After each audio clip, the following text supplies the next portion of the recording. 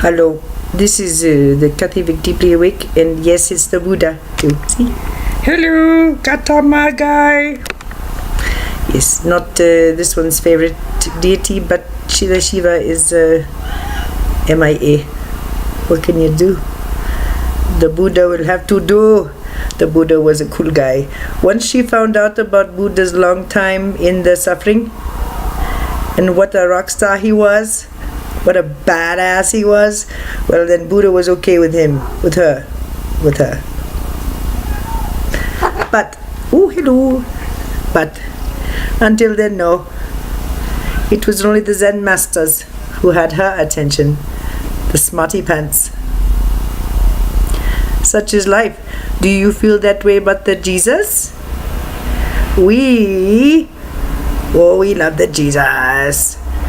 But if you don't, that's okie dokie by us. That leaves more for us. Just like the Buddha, that leaves more of him for you. There's resonance. And resonance is a very lovely thing, is it not? Okay. So we just had a talk with her on porch because she wanted to, well, she did a very lovely thing. She sat in front of camera, and although it was shaky, she did a great channeling on wave theory. And it's time, guys, you need to know about this stuff. But her feeling was, well, I feel like my life is in the crapper in many ways, and I don't feel like talking for the collective today. Even though I'm excited, I'm also very sad. So, no. And it was not posted. Neither was our little 3-minute talk. No. And it continued, and it totally wasn't, of course, as these things tend to, yes. And we use her as example, and she's not too pleased about this. However, it is a permission thing, and it is important because there is resolution. It is this.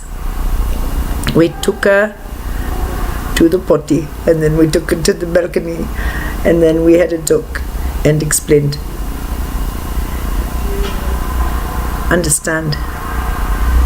These new thoughts, yes, they are not about the wave theory. That's complete, girly. Rather, we wish to discuss quickening. Well, we didn't say it like that. She was looking at her life and saying, oh, look at the quickening. Okay, then we stepped in, and we say this because there may be others who are having these kind of insertive thoughts, thinking, oh, I might want to go and get some prolixin now. What is it, Zyprexa? Okay, so we say, listen, yes, there is a quickening.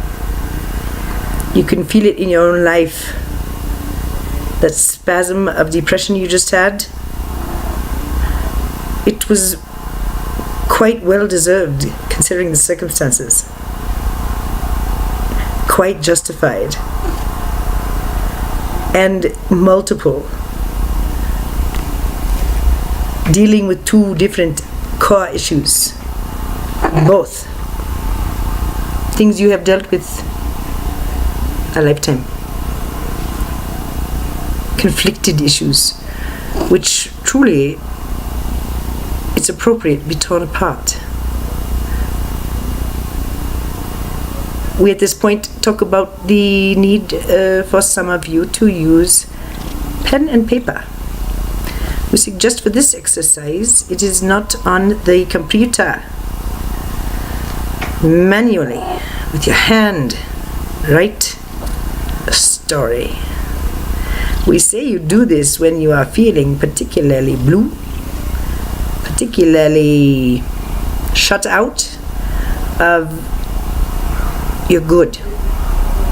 Have you had those? When one by one a day comes and it's just like all you can think of are all the things that have gone wrong. And then all you can see is the proof of your having done poorly. And then pretty soon you're sitting in a little prison cell. Have you had a day like that? Ooh, they're not fun. Imagine living a lifetime like that. Some do. Depression is it's a killer in many ways. So,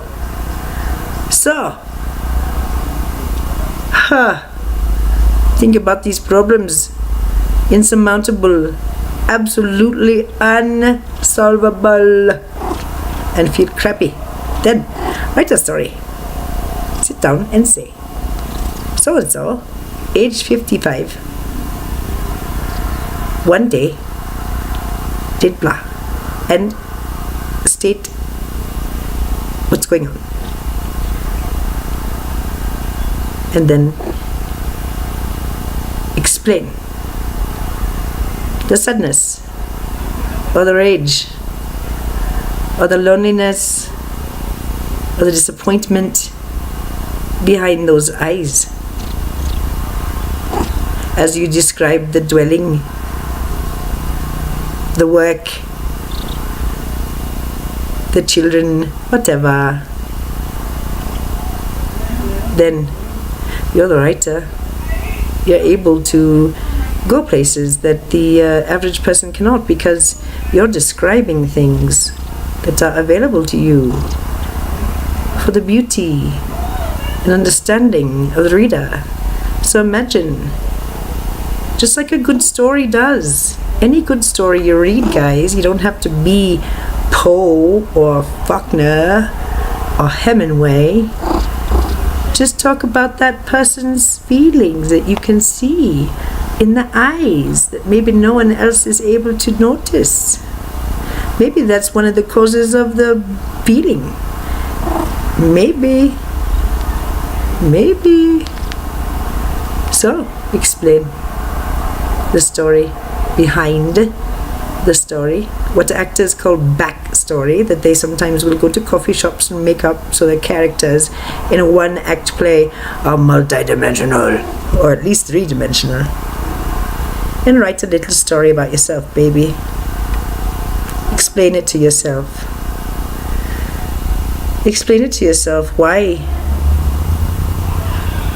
this person is walking around sad today with all these opportunities they just were handed, and don't list them necessarily, just list what you're noticing about that person when no one's looking at them. Do that, we say. This sometimes will help.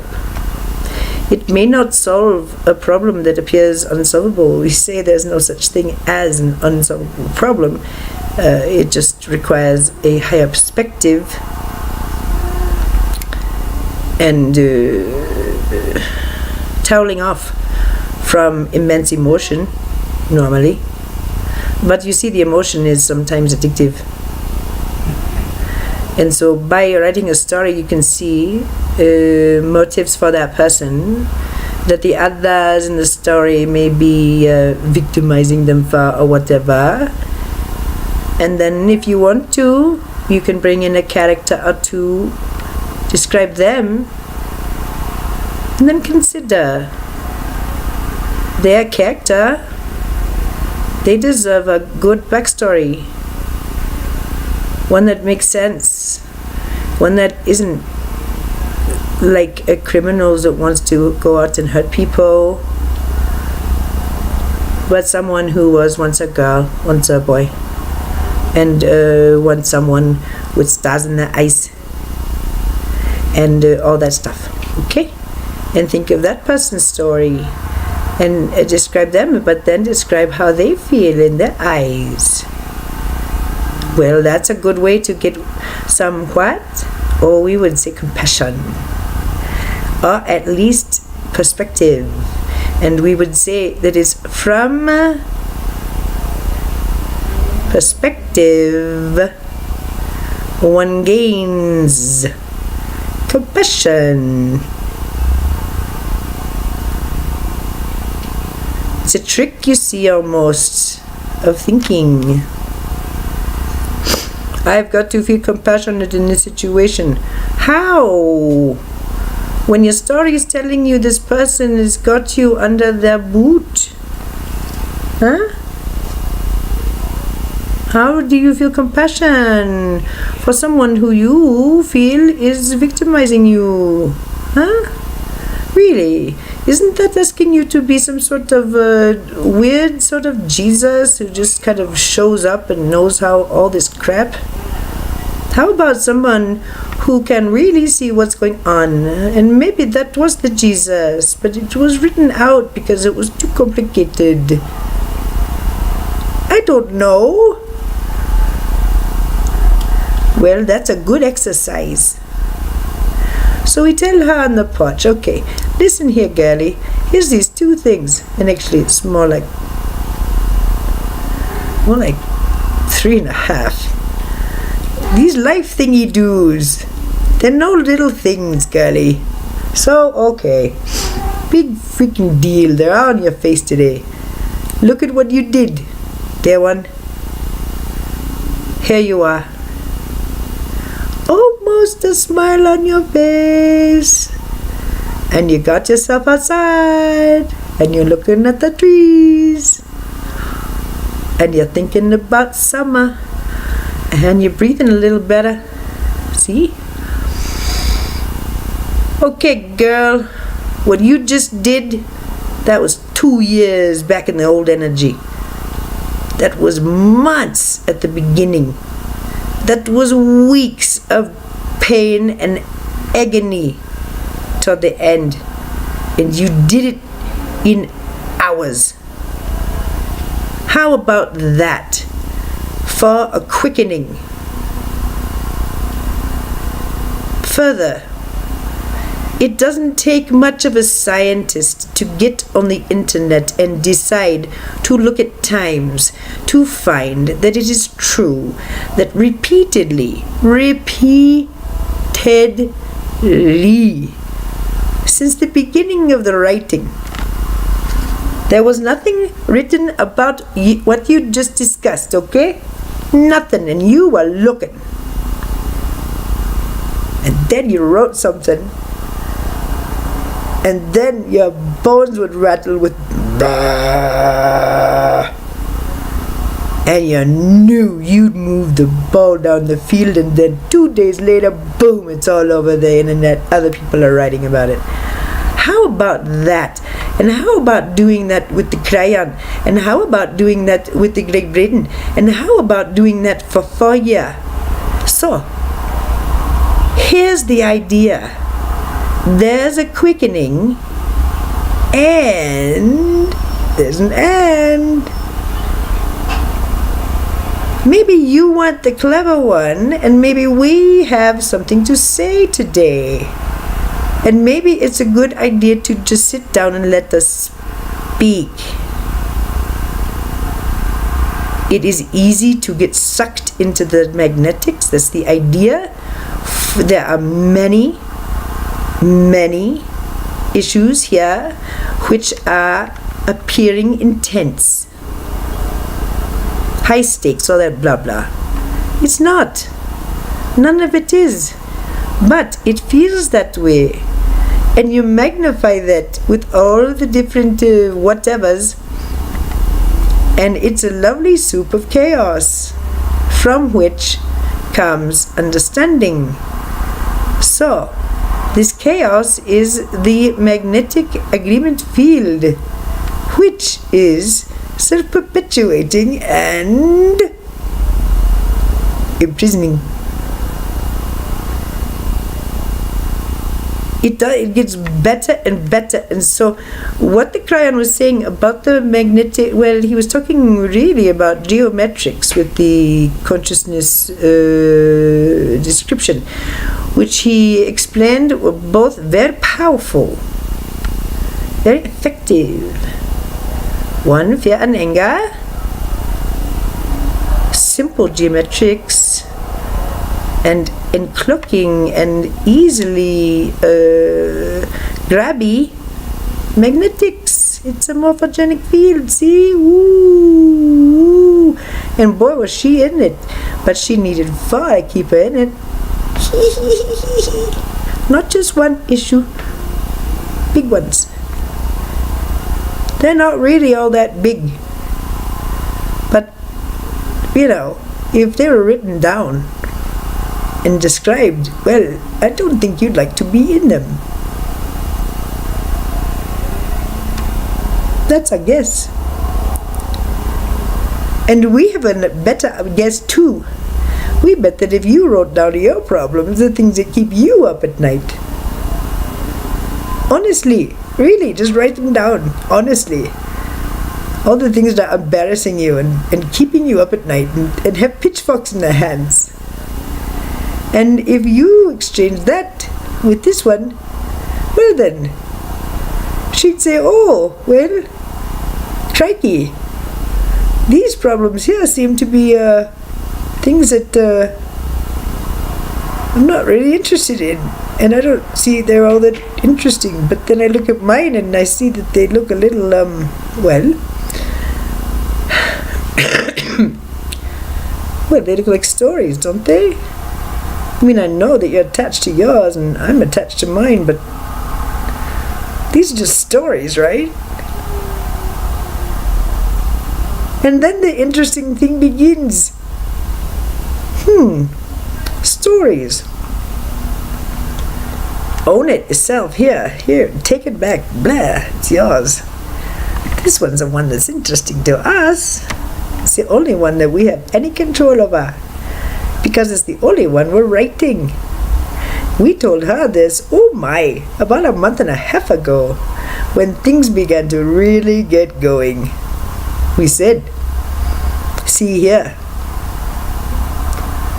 from this time forward, it is absolutely the worst, possibly most irresponsible thing to do, to rip someone else's story out of their hands and then scribble in it and then give it back. So don't do that. Thanks. Signed, the council. Like that. Just don't do it. And we've showing her now. Still, the visuals are quite strong. The idea is that you write your own story, no one else's. Because you have your own magnetics, you see, you have your own field, you have your own Nikosh, and you have your own probabilities and your own schedule and agenda and blah blah. It's really not agenda. That's very linear, is it not?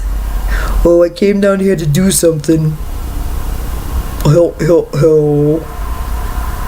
No. You can do many things. You think that a tree hugger can't also be somebody who channels? Well, just you wait. You think a healer who can peer into the DNA can't be a channeler? Well, just you. Well, you don't even have to wait. Read Esther Leek, L-E-E-K. Holy moly cannoli. Oh my lord. Has she nailed it? She talks to the telomeres. She is a master. And the Melissa. You wait. So these are things in the works. And they're lovely things, yes? And so, to those who wish, well then, there's just more information available. You think that it's just data? No. It is hand-delivered. It's just for you. It has your name on it. Just like the story that you write to explain why it is you feel so crappy on a beautiful spring day.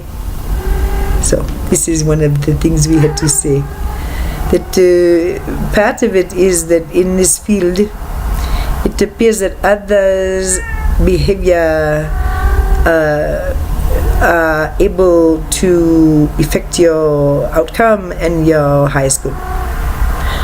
And that for whatever reason they are not complying with your highest good. And for whatever reason you will have physical symptoms if you are not able to express this or choose not to, and you're not in alignment with that choice. So the idea here is to allow each the expression, to think about benevolent reasons for behavior, because no one's going around saying, gee, I wonder how I can make so and so feel like shit today. I wonder how I can slight them so they will cry into their pillowcase tonight. It just is not the way. And if that is the case, dear ones, if you perhaps work with, have friends like that, or closer, well then, wow, isn't that interesting? That's got to be very difficult. And the only reason she can say this is because she is aware of this in her environment. Difficult sometimes. But she has known that this is never, ever, ever, ever, ever the case. It's just a lie. So, it's impossible to get to compassion without having a change in perspective. And the lower you go, and the more harmful things you think about the other person, guess what? The more unsolvable it becomes. It is with seeing the other person as doing their best, but being specifically what is the doing the best. Here they are doing this mean thing to me, or I am sad, or whatever.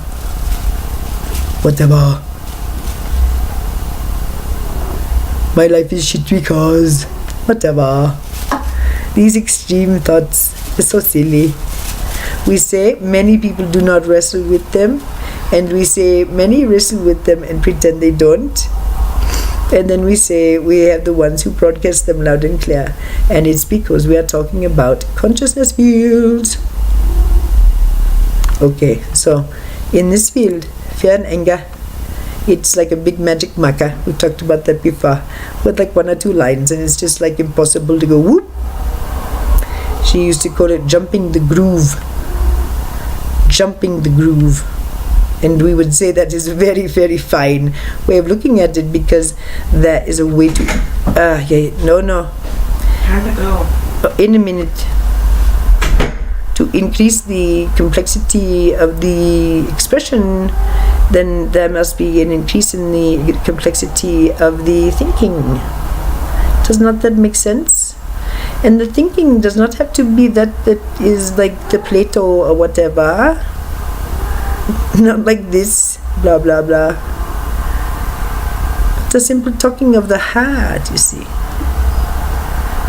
When the heart starts giving you answers that perhaps the brain cannot see, because the brain is projecting monsters and lack in belief structure and storyline and desire, which may not be for the highest good of all involved. So this desire idea is one that is best thought of. Is you cannot say that something is going to turn out wrong if when you think on it, you from your heart say, I truly want the highest, most loving outcome for all involved in the situation. Once you say that, how many times do you need to worry about it, we ask you? And if you're going to worry about it, why not just say that prayer again? Is it a prayer, or is it just a statement of fact that you are calling, you see, and then finally you begin to know that all is in a divine alignment at all times, because if you have called the highest love, light and sound to you, to be you and run through you, and from your heart, your true orientation is that of wanting only the highest, most loving outcomes for all involved in all situations with you. and in your life, and that these are occurring now.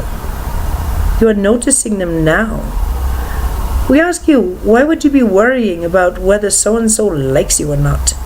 Or whether so-and-so wishes to, assist or do this or that or whatever. Comply with one more demand, one more way to get proof that the support is true. But truly, we have to say, in the here and now, for all time, generosity, openness, honesty, kindness, compassion, reaching out, trying to be of assist to others, showing up in their lives, demonstrating true concern, asking questions, being open to the answers, and not arguing with the answers, but seeing the person as doing their life right. That's it. No qualifiers. This person is doing their life right. Try to start there and then see what happens. It's really a simple idea, but it jumps the groove, it raises perspective, as does telling the stories, and then from there the harmonics are much more flexible. There's more to work with, there's more movement, there's more love. Because the thickness is broken, this thickness will remain. It is physics itself, okay? So just, you gotta deal with it. But it feels awful when you're in the middle of it. So this up here, this creates fractals and ever increasing octaves of love, compassion, benevolence, highest order, highest good for all involved. And then guess what? When you feel like your back is at the wall about something, then you ask for help. And we would say, you can decree, you can state intention, but we say stating intention can sometimes sound like a list of demands. And then when the demands are not met, and sometimes they are not met purposely, the important thing here is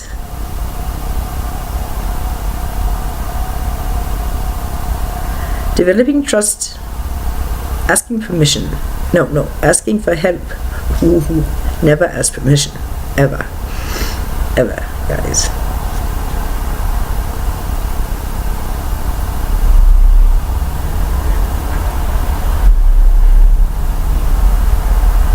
What we mean by don't ask for permission, we need to be clear. We are talking about asking permission of another to be oneself, or to express as one wishes. We are aware what that means. However, we ask you,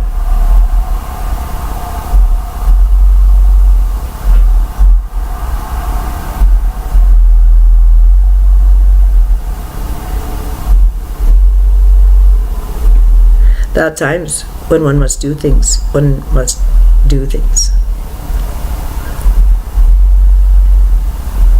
And it's good for all involved for those things to be done. And perhaps it's holding the tongue, and perhaps it's taking it, and perhaps it's just letting it go, or perhaps it's giving the gift of silence, or perhaps it's getting along because it feels better, or it's going along to getting along. Well, that's not so bad. We counsel you that this one refuses. If there is a problem, it needs to be at least identified, or at least copped to. And so they're going along to getting along. Well, that's a toughie. But so many times it's not appropriate to act or speak. It would be harmful. It would be bringing up old wounds or old difficulties, or relitigating things that really, do you need to relitigate things? How often?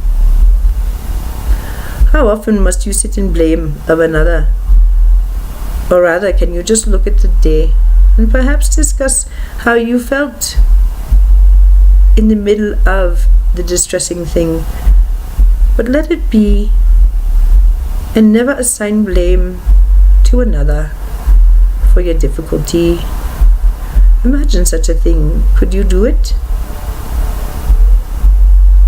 We say it could change your life, but we say without properly understanding what you're doing, it could also make you feel resentful. You feel resentful over time for not being listened to.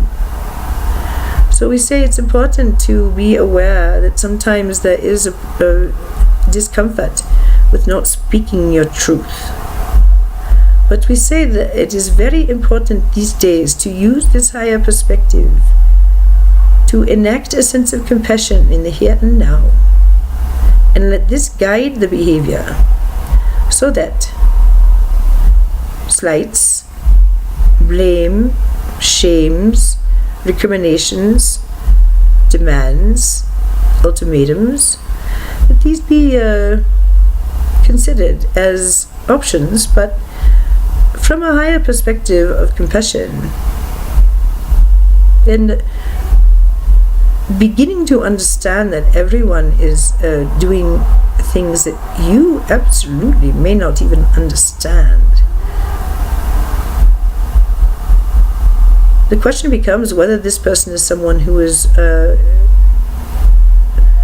important to you in other ways.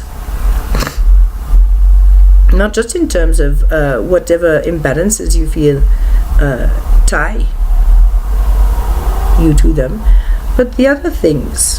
What are some of the other things? Are there good things? And what might they be? And why might you have chosen this person as a lunch companion, or any other companion? That's very fun with the work, isn't it? Ooh, it's delicious, the kind of work that can be done at work. But we are just saying the things that will make you gnarl up and make you feel awful about yourself. These are ideas that can actually help to soothe some of the feelings of depression, which can become over time in this magnetic groove that just goes on and on and on, and it's just one problem after another. To be able to walk through that, yes, you can go to therapy, la la la la la, understanding that it's a consciousness field as well. It's magnetic. It kind of sucks you down. It's physical. And it helps to break out of it by doing something new, by thinking something new, by introducing an element that shocks the thinking. And this is part of the way that it imprisons. So and it can be as simple as a new kind of coffee that you keep in mind, or anything that kind of throws off the system and allows there to be a jump in the groove. Then a perspective can be achieved, and there are many ways to do it. Story writing is one, and playing the telling a benevolent story game is another. And then notice how angry you can get in traffic. Sad. So there's kids who want to go home, and I get to be mommy now. But this was an interesting day, and we want to close by saying that this quickening is something that's happening to a lot of people, and that many things that we have come to you about They may seem like an old woman going, yeah. Well, they're not exactly. They're happening to a lot of people. And a simple look on the blogosphere afterwards goes, oh, yes. But this one was maniacal about checking the blogs and then seeing if she was making a bump in consciousness. It became a game, and it was shocking how frequently that happened. And it's because there is this energetic quality of knowing, when it's time to just speak and just do and just be and explain, and when to just be quiet and do your own thing. So, and it's about time to be doing that. So you can tell that we have been winding down, and we have some very interesting things afoot, all just for the highest good of all involved, and so much fun, and so happy making, and scary as all hell. But that's okay. So we go, and we wish you deep peace today, because it is in achieving a quietness in the soul, quieting the demons which run amok sometimes and tell you that you're no good, that nothing is ever going to get better, that you've really screwed things up, all those things. Well, this one was just a master at that as well as other things, yes? And so she has learned, she applied herself to the other sciences, and she is now able to explain through her body. We come, and there are many. We do wish to say that the one who comes, who is quite ancient and sounds like an Indian, this is Sanat Kumara. He is the one who first came to see the Irving, and he is very fond of the Irving, and he wishes to say that he loves each and every one of the people on the earth, and that he is so honored to be able to say things to you from time to time.